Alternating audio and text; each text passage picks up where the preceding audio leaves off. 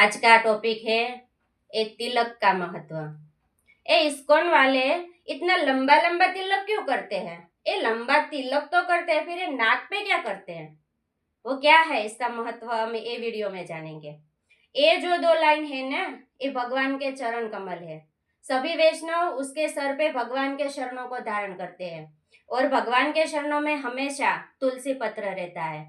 तो ये दो भगवान के शरण है और जो इधर आप लोग देख रहे हैं ना, ये भगवान के चरणों में रखा हुआ तुलसी का पत्र है।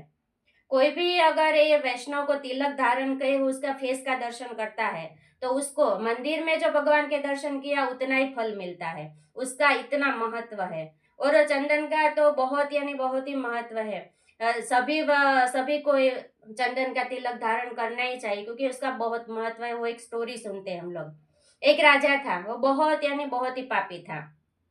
जो पाप, ऐसा कोई पाप नहीं था कि वो राजा ने नहीं किया हुआ था। वो राजा के पाप की वजह से उसकी प्रजा सब त्राहिमाम थी। तो सभी सैनिकों ने सोचा कि ये राजा को हम लोग खत्म कर देते हैं क्योंकि उसकी बहुत यानी बहुत अधर्म बढ़ गया। तो एक बार हुआ यूं कि सभी ने प्लान बनाया कि जब भी हम लोग जंगल जाएंगे राजा को लेके तो जंगल में उसको निपटा देंगे। तो एक बार जंगल गए सब राजा को लेके और सभी सैनिक ने मिलके जंगल में राजा को मार दिया। और जैसे ही राजा मर गया तो वो पापी था, तो पापी है तो वो तो नरक में जाएगा। तो उसको यमदूत लेके गए यमपुरी में। और चित्रगुप्त ने देखा कि तो बहुत ज्यादा पापी है, उसको बड़ा सा ऑयल गरम करो और इसमें इसको डालो और इसको फ्राई करो, उसकी आत्मा को उसमें डालो। बड़ा सा बड़ा सा ऑयल का पतीला लिया, उसमें ऑयल गर्म करके फिर इसकी आत्मा को इसमें डाला। जैसे ही राजा की आत्मा को इसमें डाला तो ऑयल ठंडा हो गया। तो सभी यमदूत ने बोला कि तो बड़ा बयानी तो बहुत पापी है, तो ऐसा कैसे हुआ कि ऑयल ठंडा हो गया? क्योंकि जो पुण्यशाली आत्मा होता है उसकी वजह से ऑयल ठंडा होता है, लेकिन ये तो पापी है।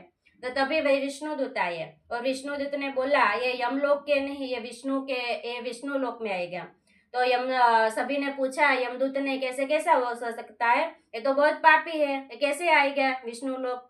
तो तभी उसके दूत ने बताया, विष्णु के दूत ने, कि जब भी ये राजा को मारा वहां पे चंदन पड़ा हुआ था, तो वो चंदन उसके शरीर पे लग गया, तभी वो उसका प्राण निकला। इसकी वजह से अभी यमदूत नहीं आएगा, ये विष्णु लोक आएगा। हुआ यूं कि जब ये सैनिकों राजा को मार रहे थे तो जो जगह थी ना, वो जगह पे कई वैष्णव लोग जा रहे थे, उसने वहां पे तिलक लगाया।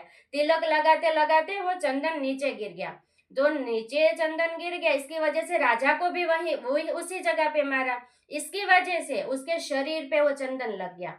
चंदन उसको लगा, फिर उसका आत्मा निकल गई। इसकी वजह से चंदन के उसको बहुत यानी बहुत ही पापी था, लेकिन चंदन की वजह से अंत समय में उसके शरीर पे चंदन लगा।